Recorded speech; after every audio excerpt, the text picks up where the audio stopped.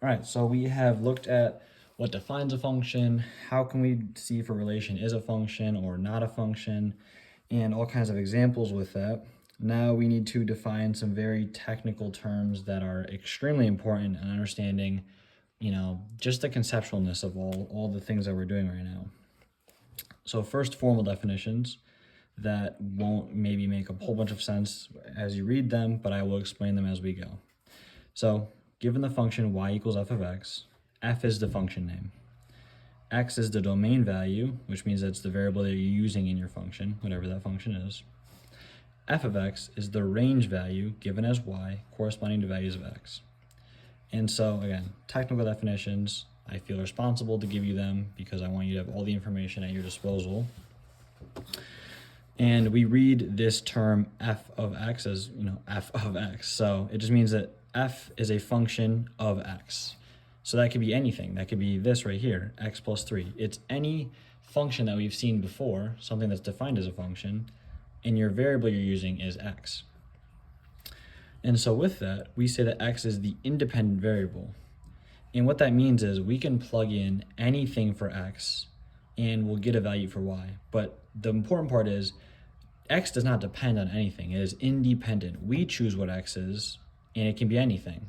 So it is an independent variable. It does not depend on anything else. It's the variable that you plug numbers in for. And so that means that y is the dependent variable.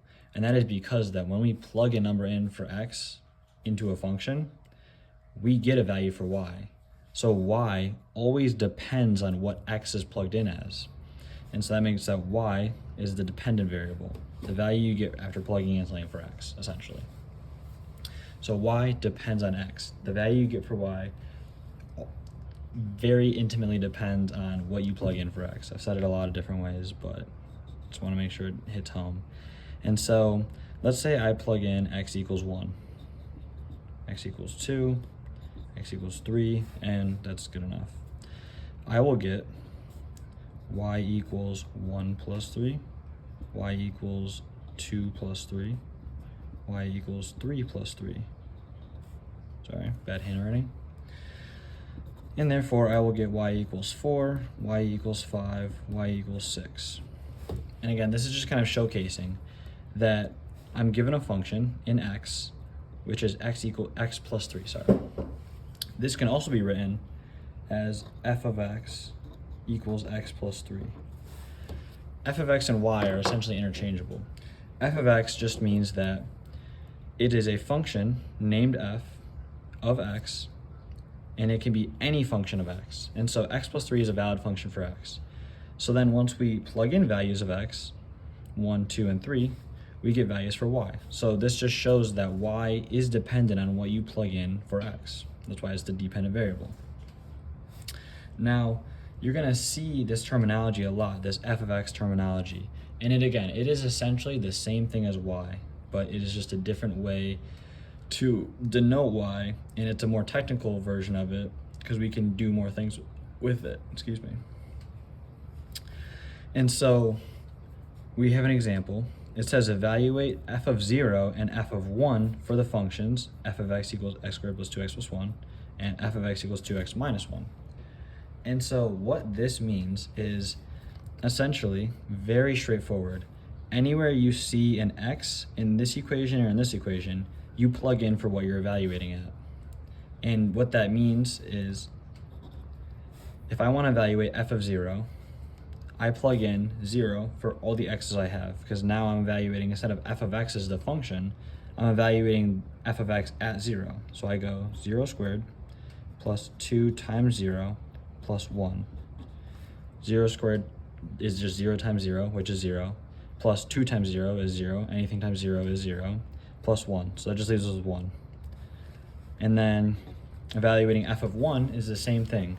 You plug in 1 everywhere you see an x. We're evaluating this function, f of x, at 1, so you call it f of 1.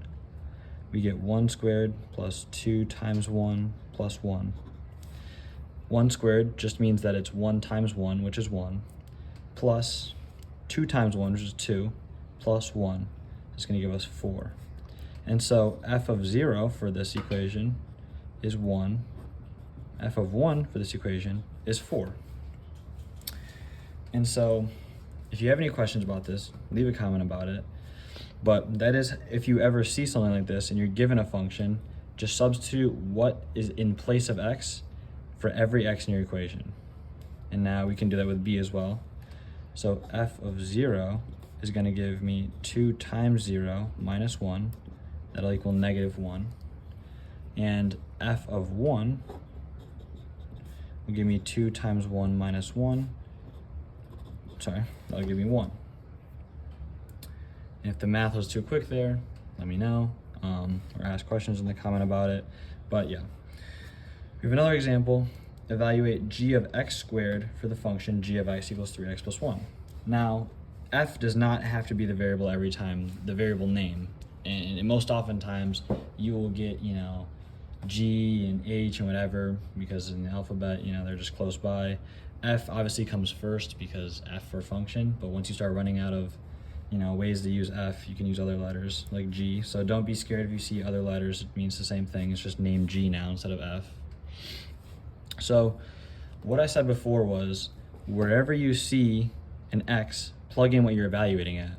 And that does not exclude anything like this too. It is the same thing every single time. So if we want to evaluate g of x squared for the function g of x equals 3x plus 1, we plug in x squared everywhere there's an x. So that just gives me 3x squared plus 1. You don't even need to know what a square root is to know that you can plug in x squared where there's an x. And you get this as a function evaluated at x squared. Now we want to evaluate this function, g of x equals 2x, at x minus 3. And so, same thing. It might look intimidating, but you're just evaluating x for whatever value's in here. So g of x minus 3 is going to equal 2 times x minus 3 instead of just x. And then using our ability to distribute, we're going to multiply 2 times x and 2 times -3 to give me 2x minus 6. And again, if this was something that you're unfamiliar with, leave a comment and I will answer the comment hopefully as soon as I can.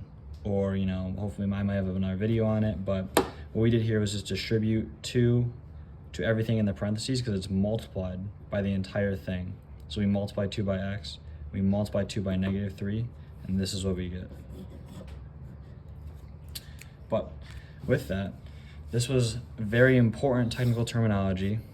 X is the independent variable, y is the dependent variable. And when you're given a function f of x can be pretty much anything. F of x can be x squared plus 1. It can be just x. G of x also can be anything. It can also be x squared plus 1. H of x can be 3x minus 2. These are just ways to name functions. Now we're giving them names, and we're saying if we want to know what a function equals at a specific x value, then we will write it h of, something, let's say 1, and we plug it in. And so we know that h of 1 is 1, so h of x evaluated at 1. And that also is the same as just going to a graph, if this function was graphed, and finding the x coordinate of 1 and going up or down until you hit the, line of the graph. But anyways, if you have any questions, again, leave them in the comments. If you thought this was helpful, please like and subscribe.